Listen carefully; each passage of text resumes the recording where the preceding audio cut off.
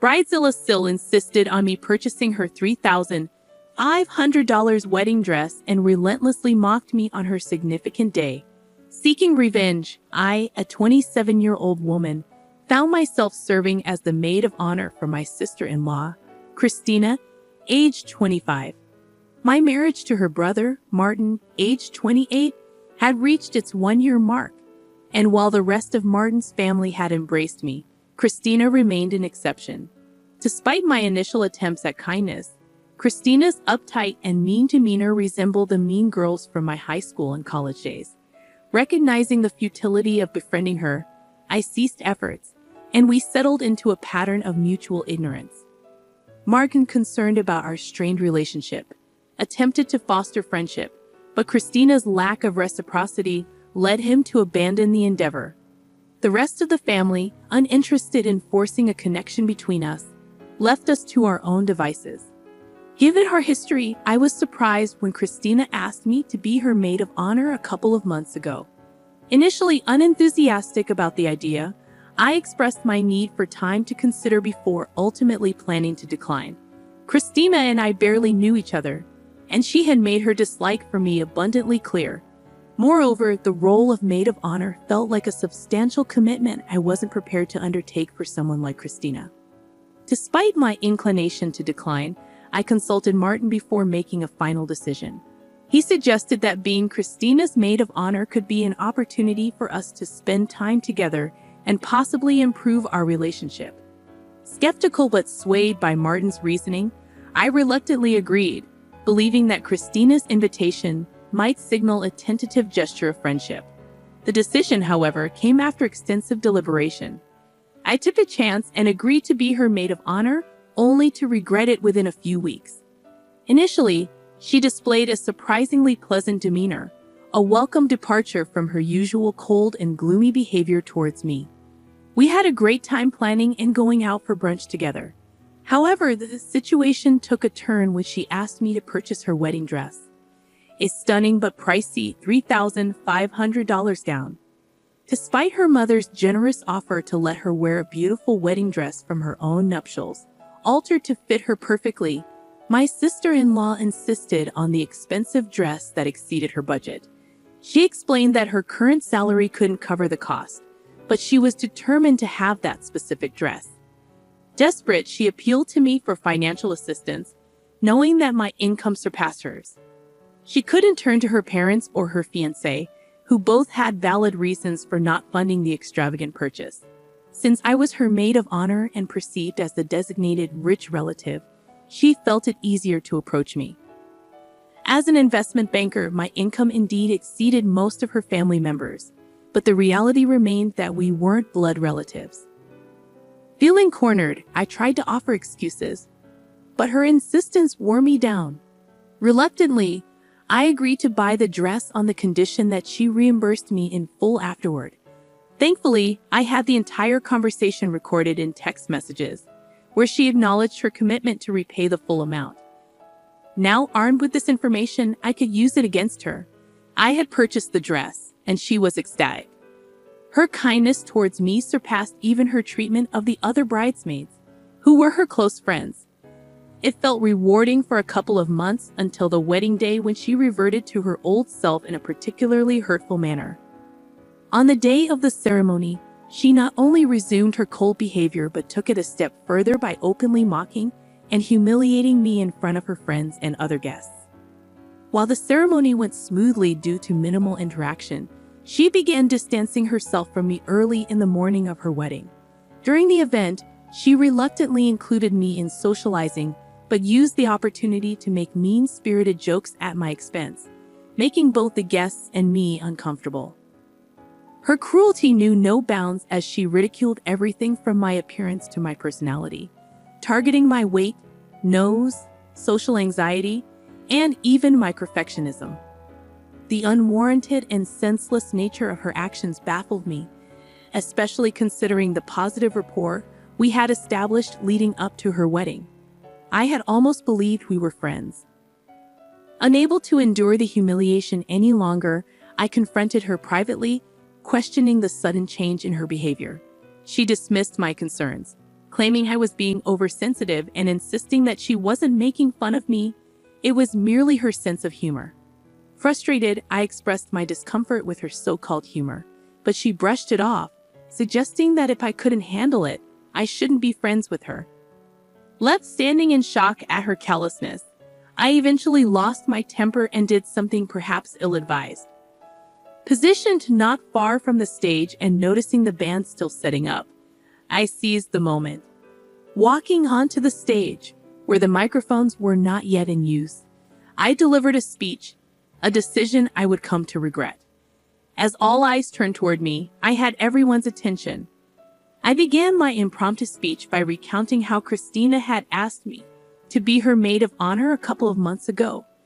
My husband and I naively thought it could be an opportunity for us to finally bond with her.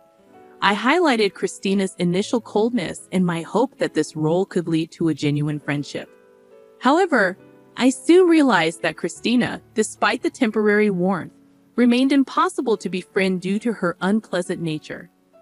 Bringing up the incident where she begged me to buy her wedding dress, I expressed my suspicion that she only asked me to be her maid of honor to secure the dress.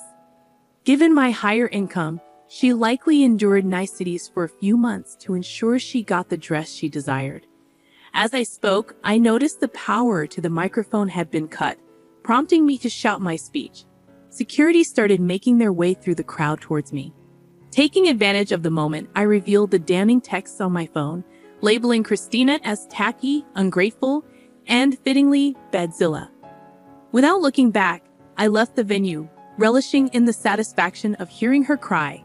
On the bus home, I checked my phone to find around 100 texts from my family, including confused messages from my parents who had witnessed the spectacle at the wedding.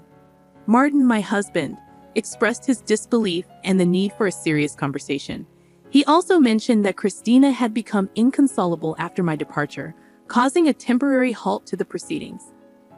Upon reaching home, I ignored the influx of texts from irrelevant relatives seeking drama and gossip. Instead, I treated myself to a cocktail and ordered a burger, compensating for the missed enjoyment of the wedding feast. Opting for a laid-back afternoon, I settled in front of the television to unwind. I chose to remain unresponsive to calls and texts until the evening, feeling it wasn't necessary to engage with anyone in my agitated state. The swirl of emotions, insult, humiliation, and a sense of being used overwhelmed me. Despite acknowledging the erratic nature of my actions, I grappled with conflicting feelings and couldn't muster the courage to explain myself to anyone.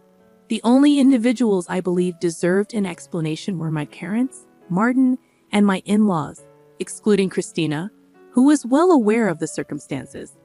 Martin returned home around 9 o'clock, and the atmosphere remained tense. He entered without uttering a word, leaving me to anticipate a conversation after he freshened up. An hour passed with no sign of him approaching, prompting me to take the initiative and break the silence. Despite his stony demeanor and engrossment in his phone, I entered the bedroom where he lay. Drawing inspiration from my unfiltered approach at the wedding, I began explaining how Christina had insulted me throughout the morning. I recounted how I had given her an opportunity to apologize or reassure me that the mockery wouldn't continue for the sake of garnering laughs from her guests. Expressing my discomfort with the humiliation, I was met with Christina dismissing my concerns, stating that I was making a fuss over nothing. This response infuriated me, particularly since I had voluntarily bought her the dress, expecting at least a modicum of gratitude. Instead, she acted as if I were overreacting, fueling my anger. Unable to contain my frustration, I disclosed this information to her guests, essentially mirroring her behavior, albeit with the advantage of the microphone. Despite believing this explanation would suffice for Martin, he remained silent, continuing to ignore me. Once again, I lost my composure and insisted that Martin talk to me. Finally meeting my gaze, he acknowledged my feelings of humiliation but firmly asserted that it didn't justify ruining Christina's wedding day. He emphasized the broader impact on his family's reputation and urged me to consider the consequences of my impulsive actions. According to him, my behavior was unacceptable, and my reaction, regardless of Christina's actions, was deemed worse. Martin contended that I had better alternatives to address the situation but had chosen an unhinged path for petty revenge. He explained that until I apologized, especially to Christina and his family, he couldn't engage with me in the same way. Despite finding it ludicrous, he expected me to apologize to Christina, placing the blame on her for initiating the conflict. This led to a heated argument where I declared my refusal to apologize to anyone except Martin and his parents, insisting that Christina was the one at fault. The impasse has persisted for a couple of days, leaving us in a state of silence.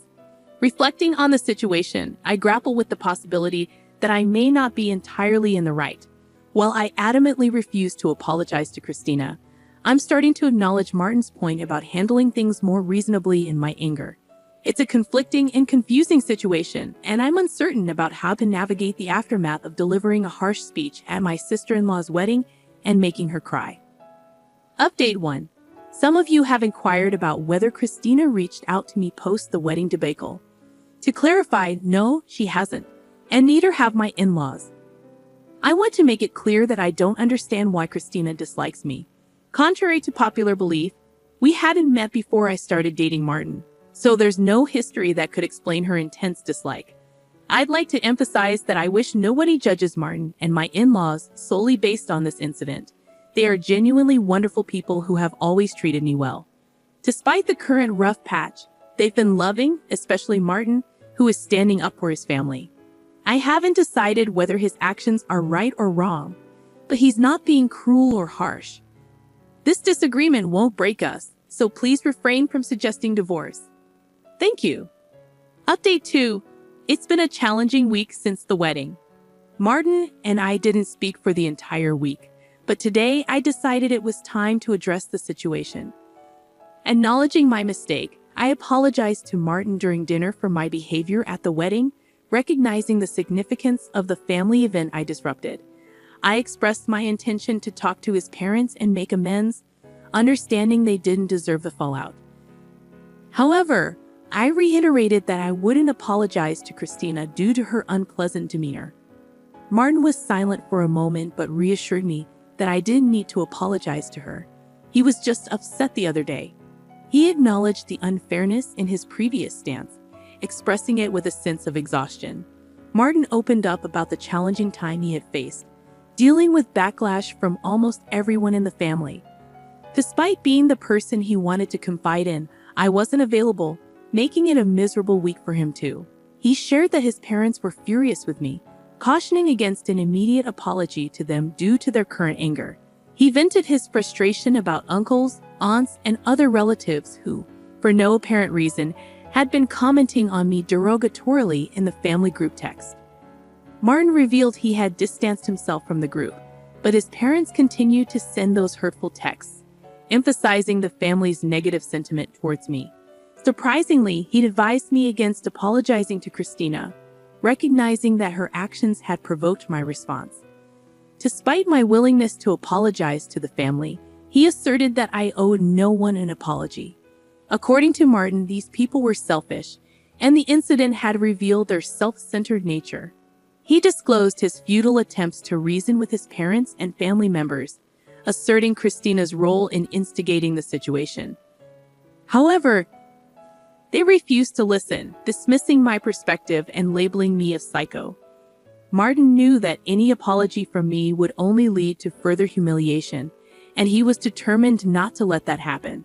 While still maintaining that my actions were not okay, he stood by the belief that Christina was not as innocent as portrayed. He'd advised against apologizing to anyone, emphasizing that I shouldn't apologize to his parents even for the sake of my conscience. I decided it would be more effective to address the situation when they were more receptive and open to it. If I approached them now, it would likely be futile. In a way, it turned out well for both of us. While not perfect or ideal, at least I was able to relieve my conscience with Martin. Ultimately, what matters most to me is my husband's opinion of me. Everyone else can go to hell. Update 3. Hey everyone! I know many of you have been seeking an update, but honestly, not much has changed since the last one. After Martin and I reconciled, I stopped worrying about his family's opinion of me. Martin received a promotion at work, so we decided to take a vacation to de-stress. Regarding my own parents, I explained the situation, and they were okay with it. They're just happy that Martin and I are getting along. Christina and her parents haven't reached out, and I believe it's for the best. My in-laws chose their daughter's side, and I respect their personal choice without holding it against them. Update 4. It's been a month since my last update, and today, I received a refund from Christina. It was surprising because I had almost forgotten about her and the wedding debacle.